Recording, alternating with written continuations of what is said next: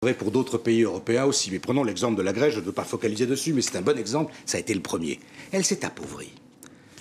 On peut dire les Grecs paieront tout seuls, mais ils ne peuvent pas. Ou on peut dire parce que nous sommes dans une union, nous allons partager cela. Et il faut le faire. C'est la convergence budgétaire, quand on a eu de la convergence monétaire au moment de l'euro. Le problème, c'est que pour ça, il faut accepter de reconnaître qu'il faut prendre sa perte. Il y a une perte, il faut la prendre. Jacques Sapir-Olivier Pastré parlait de solidarité. C'est important en ce moment d'être solidaire vis-à-vis de la Grèce. C'est ça aussi l'Europe, la solidarité. Est-ce que c'est pas justement d'effacer la dette de la Grèce et chacun prend sa perte, les banques prennent leur perte, les États prennent leur perte, tout le monde prend sa perte. Alors, la solidarité, c'est effectivement un concept extrêmement important. La question, c'est de savoir jusqu'à quel point peut-on être réellement solidaire. Et il faut savoir que le problème n'est pas seulement la Grèce, le problème c'est le Portugal, c'est l'Espagne, c'est l'Irlande et c'est probablement l'Italie. Alors, prenons simplement le cas de la Grèce, mais en sachant qu'il y a tous ces autres problèmes qui arrivent derrière. Si nous voulons être solidaires avec la Grèce, si nous voulons aider la Grèce à faire les paiements qu'elle doit faire d'ici 2018, couvrir le déficit budgétaire, autrement dit, le nouveau besoin d'endettement d'ici à 2018. Et compte tenu des prévisions que l'on peut faire sur l'évolution du PIB, on peut faire des prévisions sur ce déficit budgétaire. Et par ailleurs, donner de l'argent à la Grèce, ou prêter de l'argent à la Grèce, pour qu'elle puisse investir et pour relancer son économie, en acceptant que les Grecs, évidemment, fassent les réformes nécessaires, cela reviendra à l'Union européenne entre 340 et 380 milliards d'euros. Simplement pour un pays comme la Grèce qui représente 2,5 points du PIB. Bon, voilà. Si on ajoute après... Oui. C'est beaucoup, c'est beaucoup. Parce que voilà, pour les téléspectateurs, on dit la Grèce représente 2% du PIB et il faut payer 380 milliards. Est-ce que c'est beaucoup ou c'est pas beaucoup? L'un par rapport à l'autre, c'est beaucoup, surtout qu'il y a d'autres pays qui arrivent derrière. Et si on fait la somme de ces pays, si on fait la somme des besoins de financement de ces pays, il ne faut pas oublier quand même que l'Espagne... On a le droit de vous couper quand vous dites quelque chose de faux? Ben, vous pourrez me couper après. D'accord. Quand on sait que l'Espagne, par exemple, a un endettement global, pas un endettement de l'État, mais un endettement global qui est égal à 5 fois son PIB. 5 fois son PIB. Ce sont les sources d'Eurostat qui le disent. Eh bien, on aboutit alors à un montant entre 1300 et 1500 milliards. Oui, on peut le faire. Honnêtement, on peut le faire. La solution, c'est une monétisation. Est-ce que c'est politiquement possible? C'est ça le vrai problème. Qu'est-ce que vous appelez, pardonnez-moi, une monétisation? La monétisation, ça veut dire que la Banque centrale, ça veut dire que la Banque centrale européenne prête directement, non pas aux banques, mais au trésor public. Dans ces conditions-là, voilà. Dans ces conditions-là, qui a commencé à faire. Dans ces conditions-là, oui, on peut effectivement sauver la Grèce. Est-ce que c'est politiquement réaliste et crédible? C'est ça la vraie question. La facture d'un défaut partiel de la Grèce est supportable par l'Europe. Et ce n'est pas la peine d'invoquer la solidarité, on peut l'évoquer, hein, mais la maison de mon voisin est en feu. Je peux aller éteindre l'incendie par solidarité ou simplement par précaution parce que je suis la maison mitoyenne. Et si je laisse le feu couver, c'est ma maison qui est détruite. Donc laissons de côté, Monsieur Semo, c'est notre intérêt de toute façon de sauver la Grèce. La question qui se pose, c'est pour ça que c'est très difficile, c'est est-ce que si la Grèce est à notre portée, s'il fallait sauver en plus l'Italie, là on commence à atteindre des sommes où on ne sait pas très bien faire. Raison de plus pour agir vite. Et là, ce que font les pompiers, ils sont bien hauts. Et nous avons 3 instruments. Le premier instrument, cela a été dit, c'est le partage de la paume. Les banques peuvent en supporter une part. La dette de Grec perte de 40 ou 50%, vous ne détériorez pas trop les ratios des banques, c'est encore supportable. Mais il y a l'Italie et d'autres qui peuvent poindre derrière. Mais les banques peuvent prendre une pause. Il faut être vigilant pour ne pas le charger trop là-bas. Parce qu'à ce moment-là, vous faites couler les banques et vous n'avez rien fait. Le deuxième moyen que nous avons le Fonds européen de stabilité financière, qui a de l'argent, qui a un mécanisme qui est long à se mettre en œuvre, mais qui peut agir, 1, pour donner de l'argent à la Grèce, 2, pour reprendre des vieilles obligations grecques, et 3, le cas échéant, pour aider les banques. Donc, Et puis enfin, vous avez la Banque Centrale Européenne qui, à ce jour, agit un peu comme défaisance, comme on dit, comme bad bank. Trichet n'aime pas le mot, mais a repris pour environ 140 milliards de papiers un peu douteux. Elle pourrait, théoriquement, elle ne peut pas faire n'importe quoi, mais elle peut faire encore beaucoup plus. Et notamment si le Fonds européen de stabilité financière émet des obligations, elle peut ensuite les reprendre. Donc nous avons 3 instruments. Vous avez là une sorte de triangle de la raison dans lequel doit se trouver la situation. C'est pas facile. Le dosage est compliqué. Mais ce n'est que là que se trouve la situation. Ce que vous dites, d'autres politiques ont dû le faire le constat. Alors pourquoi on n'y arrive pas? Mais on va y arrive. Attendez, si vous voyez... Mais on y arrive, ça fait 2 ans qu'on est en pleine crise. Olivier Passeray, à chaque fois que vous êtes sur le plateau, vous avez un problème de gouvernance politique. Oui. Voilà. Un problème de gouvernance politique, oui. Et c'est pas sûr qu'on y arrive. Au moment des subprimes, il fallait sauver Fanny et Freddy. Et puis les gens ont dit, mais Fanny et Freddy, vous vous rendez pas compte, ces 2 garces, elles nous coûtent cher depuis longtemps, on va les laisser tomber. Elles sont responsables des subprimes. On va quand même pas aller les sauver. On n'a pas été les sauver. Ça a foutu le feu au système financier mondial. Voilà. Et il faut éviter, il faut d'urgence. Quand je vois le FMI chipoter, mais bon Dieu, qu'ils arrêtent, qu'ils fassent leur chèque et qu'ils signent. Ça n'a pas de sens, je veux dire, parce que là, nous sommes vraiment en péril derrière. Donc, les politiques doivent agir vite.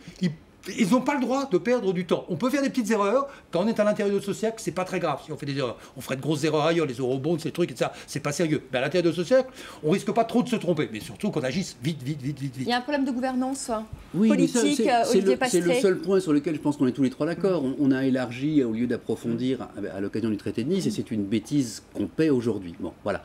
Ceci dit, pourquoi est-ce que je continue à dire que le problème va être réglé? Pas parce que je suis je suis au pays de oui ou de bisounours. Simplement parce que je regarde les choses. Le mot faillite fait peur.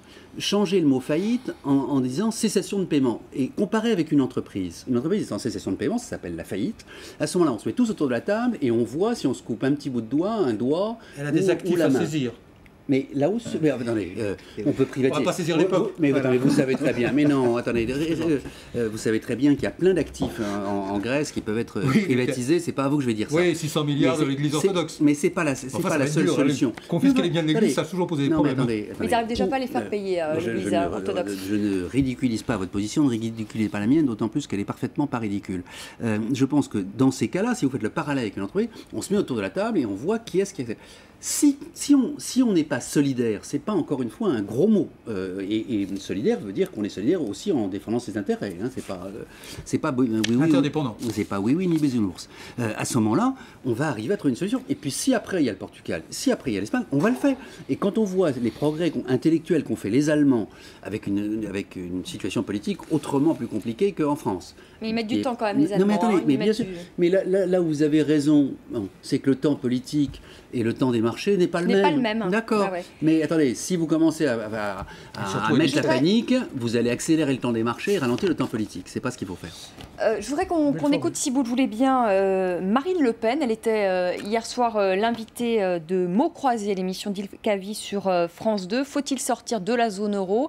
Eh bien, Marine Le Pen dit oui. La question que je vous poserai après, c'est que finalement, cette crise dans la zone euro, est-ce que c'est pas aussi l'occasion d'une montée des populismes, d'une faillite de l'Europe et une faillite des élites? On écoute Marine Le Pen, c'était donc hier soir sur France 2.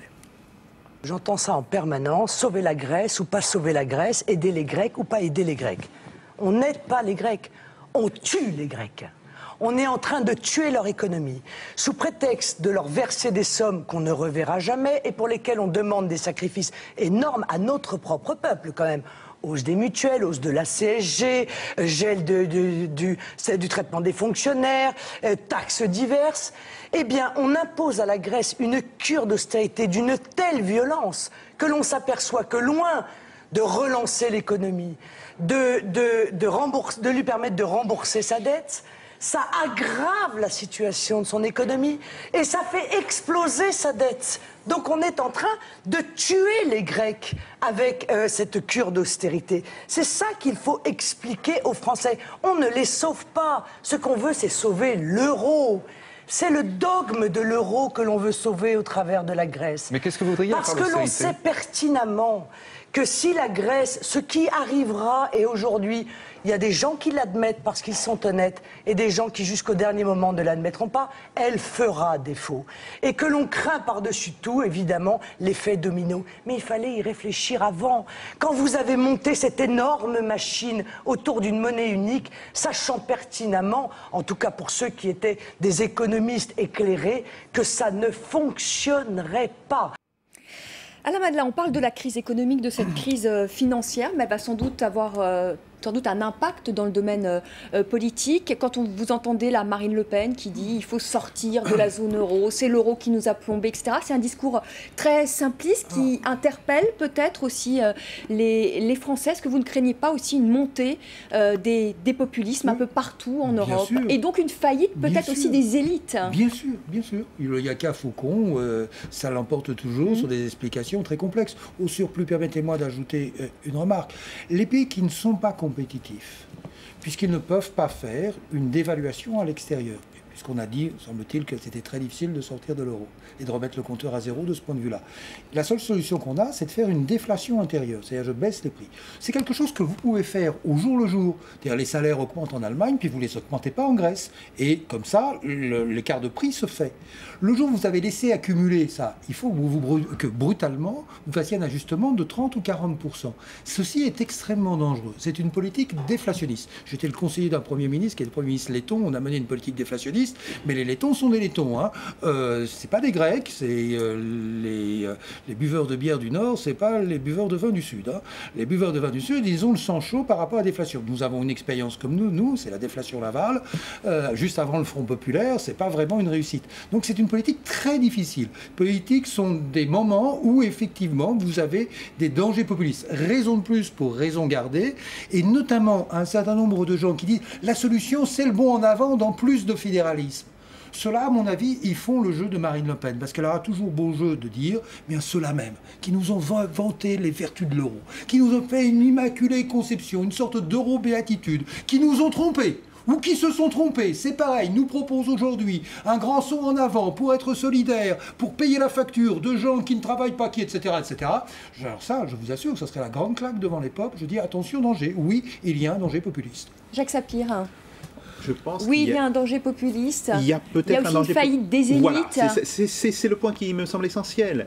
On sait que la zone euro va être attaquée depuis pratiquement la crise de Lehman Brothers, et c'est devenu une certitude depuis l'été 2009, quand le gouvernement conservateur est tombé, et quand il y a eu les élections, et quand d'ailleurs dans le processus électoral, on a commencé, ce sont les socialistes eux-mêmes, ce sont les socialistes grecs qui ont commencé à révéler qu'il y avait eu des dissimulations importantes par le gouvernement précédent. Bon, c'est à ce moment-là qu'on a vu le problème, et qu'avec un certain nombre de collègues, on a dit, effectivement, il va se poser toute une série, il faut agir. Et à ce moment-là, si on avait pris toute une série de mesures, si on avait en particulier pris des mesures sur la dette, si on avait constitué un système d'eurobond, qui à cette époque-là était possible, qui aujourd'hui effectivement n'est strictement plus possible. Qu'est-ce que vous appelez eurobond? C'est-à-dire une solidarité pour solde de tout compte, ou une solidarité de transfert pour l'avenir? Non, ça veut dire que une institution de la zone euro va émettre des titres de dette, et qu'elle va se servir de l'argent ainsi récolté pour, moyennant évidemment des conditions, couvrir des déficits et couvrir temporairement des déficits. Temporairement, d'accord. Bon, ça c'était possible. Mais, si vous voulez, la responsabilité de la totalité des classes politiques, c'est d'avoir laissé traîner le problème et d'avoir chaque fois dit, quand il y a eu une solution, en fait, on avait apporté un patch. Et on a dit, c'est une solution définitive. Si au moins, on avait dit, on apporte un patch, et on va utiliser le temps que l'on a gagné pour mettre en place une solution structurelle, ça oui. Mais ça, si vous voulez, fondamentalement, c'est le problème. Olivier Pastré. Vous avez posé une question sur le populisme. On est, je crois, tous d'accord, il y a un risque populiste majeur. Dans ce domaine-là, ce qu'a dit Strauss-Kahn tout à l'heure est simplement complètement idiot. Ce qu'a dit Marine Le Pen est extrêmement grave, c'est pire. Grave, alors juste sur le ton de l'humour, malheureusement, les pays du Maghreb ne sont pas dans l'Europe, sinon elle les défendrait, ce serait merveilleux. Je ferme la parenthèse. Sur le fond, ce que dit, et il faut le dénoncer tous les jours dans toutes les émissions, ce que dit Marine Le Pen, ça dessert en premier lieu son électorat. Parce que qui est-ce qui serait pénalisé par un éclatement de la zone euro? C'est les Français les moins favorisés. Donc il faut vraiment, dans ce domaine-là, être extrêmement strict. On peut être d'accord et pas d'accord. Je ne suis pas d'accord avec Jacques Sapir, mais en tout cas, j'espère que là-dessus, au moins, il fera un bout de chemin avec moi. L'éclatement de la zone euro, c'est le renforcement clairement de Marine Le Pen. Alors, et par contre, la pauvreté croissante de ses électeurs. Il va bientôt falloir conclure. Alain Madelin, je voudrais savoir, Jacques Sapir dit que la crise peut être utile, peut-être pour remettre à plat le système. Est-ce que vous êtes d'accord avec ça? Très rapidement, parce que je voudrais qu'on fasse un tour de table. Oui, ça dépend ce que vous appelez remettre à plat. Si on en tire des conclusions selon lesquelles, ce que l'on dit par exemple aux Grecs, il faut que vous soyez un peu plus compétitif, il faut que vous ayez une économie un peu plus souple, il faut que vous ouvriez à la concurrence, etc. Est-ce qu'il faut pas au contraire réguler le système? Et que la leçon grecque, non, parce qu'à l'arrivée de notre dette, nous ne pourrons la payer que par la croissance. Il n'y a pas d'autre moteur pour payer la dette. Moins vous avez de croissance, plus vous allez aggraver la crise à venir. Donc c'est pas un match entre il n'y a qu'à prendre aux riches et il n'y a pas assez de riches pour résoudre le problème. Il y a qu'à serrer la ceinture. Oui, mais serrer la ceinture, on a déjà serré pas mal de crans. On ne peut pas la serrer de trop. Il n'y a qu'une seule solution, c'est de se retrousser les manches. Se retrousser les manches, ça s'appelle une politique de croissance. Et c'est là, au fond, le conseil que l'on donne aux Grecs, que l'on ferait bien d'appliquer partout en Europe et particulièrement en France. Olivier Pastré. Il faut souffrir pour être belle. On progresse dans la douleur. Malheureusement, les politiques et les financiers ont peu de mémoire. Il y a eu Lehman. On pensait qu'après Lehman, il y aurait une réforme du système financier mondial. Ils sont repartis comme en 14 les uns et les autres. Il n'y a pas de rapport avec la crise là aujourd'hui. Là. Ça, c'est la crise de ce qui était. C'est pas les produits dérivés, c'est les produits les plus sûrs, les obligations d'État. Attendez. Ce que je voulais dire par là, si je n'ai pas été clair, c'est que malheureusement, les gens oublient les crises. Si on fait des réformes, on en a fait depuis un an, tant mieux, continuons comme ça. Jacques Sapir, très rapidement, il faut conclure là. Je ne crois pas du tout à ce qu'a dit Pastré, c'est-à-dire qu'on progresse que dans la douleur. Je suis désolé, c'était le discours que tenait le maréchal Pétain en 40. Je pense au contraire. C'est totalement lamentable. Je pense au contraire, quelle que soit votre qualité intellectuelle. Je pense au contraire que c'est en expliquant effectivement comment on retrouve la croissance. Et pour retrouver la croissance, il est clair qu'on ne pourra pas le faire si on a une accumulation de plans d'austérité dans tous les pays européens. Une proposition que l'on pourrait faire serait de dire à l'Allemagne, elle doit relancer. Ça, oui. Ça pourrait être le début de quelque chose qui permettrait de relancer la croissance. L'appel est lancé, il ne reste plus qu'aux Allemands à entendre. Merci beaucoup. Je pense qu'ils seront très contents de cet appel. Merci beaucoup Jacques Sapir d'être venu sur le plateau. Merci beaucoup Alain Madelin. Merci à Olivier Pastré. Et merci beaucoup à Jean Quatremer qui nous a rejoint un peu en cours de débat. Merci beaucoup à lui d'avoir été avec nous en direct de Bruxelles. C'est la fin de cette émission. Je vous retrouve demain 19h10 pour un nouveau débat sur France 24. Très belle soirée.